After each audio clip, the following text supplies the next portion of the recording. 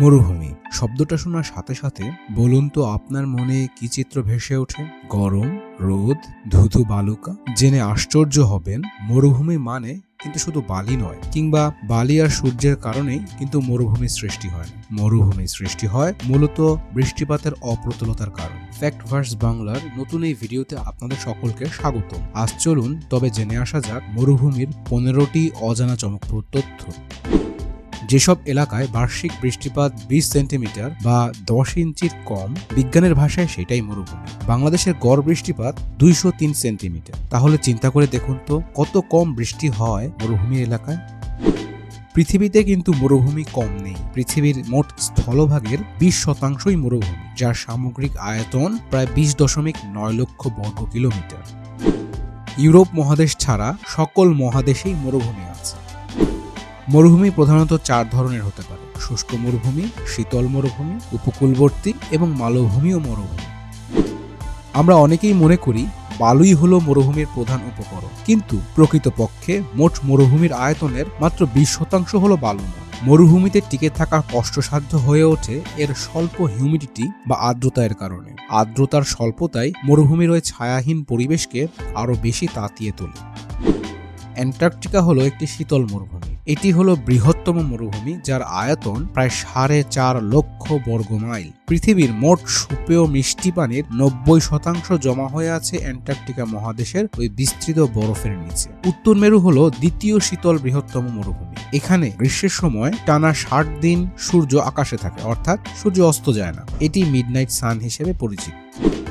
চিলিতে অবস্থিত উপকূলীয় আতাকামা মরুভূমি হলো পৃথিবীর সবচেয়ে শুষ্ক জায়গা। বিগত 4 লক্ষ বছর ধরে এখানে কোনো বৃষ্টিপাত হয়নি, এবং এই কারণে এখানে আকাশ সবসময় পরিষ্কার থাকে। এই এলাকার পরিবেশ মঙ্গল গ্রহের সাথে সবচেয়ে বেশি মিলে যায়। এই জন্য মঙ্গল গ্রহের এক্সপেরিমেন্টগুলো এই মরুভূমিতেই কিন্তু হয়ে থাকে। উপকূলীয় মরুভূমির উদাহরণ হলো সাহারা মরুভূমি, যা পৃথিবীর উত্তপ্ত মরুভূমিগুলোর মধ্যে বৃহত্তম। দিনের বেলা এখানে তাপমাত্রা 122 ডিগ্রি সেলসিয়াস পর্যন্ত উঠতে পারে, আবার রাতে তাপমাত্রা হিমাঙ্কের নিচে -4 ডিগ্রিতেও নেমে আসতে পারে। সাহারা মরুভূমি কিন্তু মূলত পাথর দ্বারা গঠিত। এর মাত্র 30% বালুকায় আবৃত। অস্ট্রেলিয়ার 70% অঞ্চল হলো মালভূমি ও মরুভূমি। প্রায় 10টি মরুভূমি পাওয়া যায় অস্ট্রেলিয়াতে। এই জন্য মহাশূন্য থেকে অস্ট্রেলিয়াকে লালচে দেখায়। টাইপেন নামক পৃথিবীর সবচেয়ে বিষাক্ত সাপ পাওয়া যায় এইখানে, যেই সাপের এক কামড়ে 80 জন মানুষ মারা যেতে পারে। কোবরা সাপের থেকে 20 গুণ বেশি ভয়ঙ্কর এই টাইপেনের বিষ।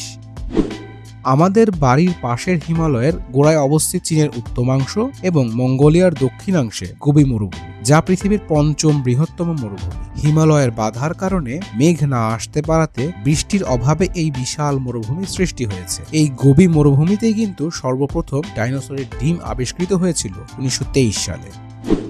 পৃথিবীর সবচেয়ে ছোট মরুভূমি হলো কারাক্রস মরুভূমি। কানাডার ইয়াংকুনে অবস্থিত, মাত্র 1 বর্গ মাইল এর আয়তন।